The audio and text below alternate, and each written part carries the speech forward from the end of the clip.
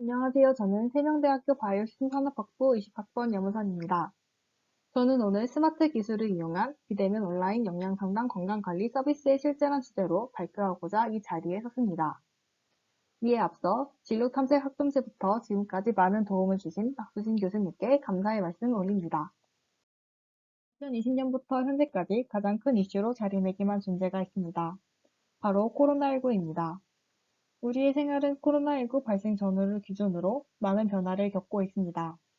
이 중 가장 큰 변화는 사람을 만나지 않는 것이었습니다. 이런 시대적 상황에 따라 비대면을 위한 다양한 산업들이 성장하고 있는데요. 오늘의 주제도 그중 하나입니다.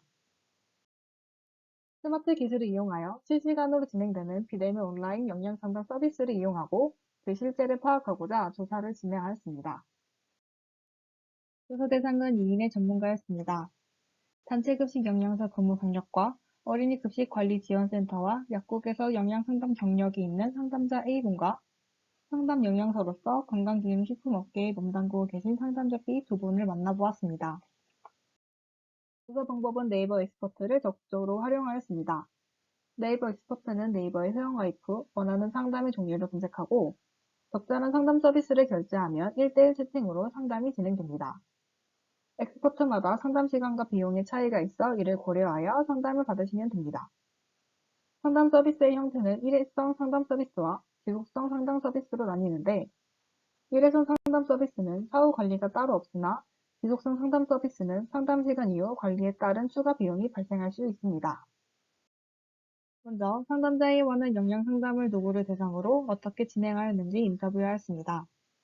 상담자 A는 어린이, 성인, 환자를 대상으로 영양 상담을 진행한 적이 있는데 어린이 급식관리지원센터에서는 단체 상담을 진행하였고 병원에서는 환자를 대상으로 개인 맞춤형 영양 코칭을 진행하였다고 답했습니다.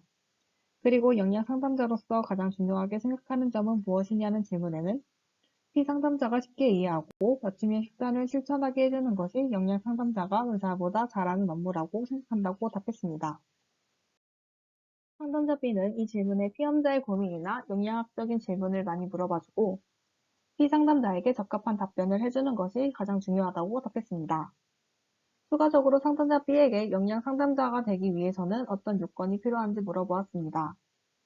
필수적으로 영양사 자격증이 필요하고 관련 업계의 경력이나 네이버 지식인 답변 횟수가 많으면 상담이 많이 들어온다고 말했습니다.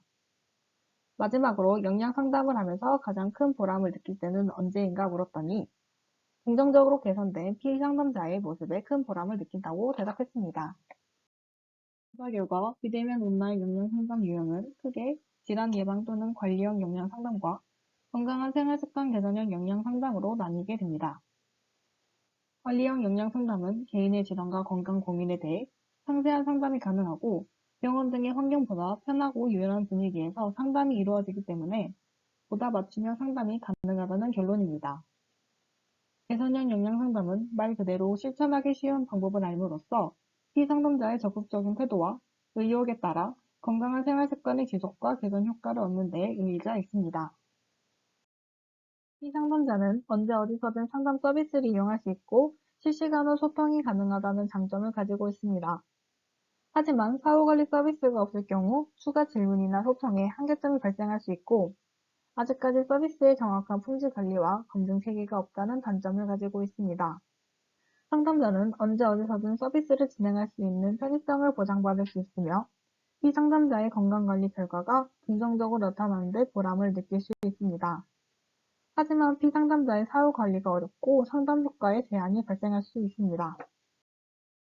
정리하면 스마트 기술을 이용하여 비대면으로 온라인 상담 서비스를 경험할 수 있으며 개인의 건강 고민 해소로 피상담자가 스스로 건강관리의 노력을 지속적으로 할 수 있다는 장점이 있습니다.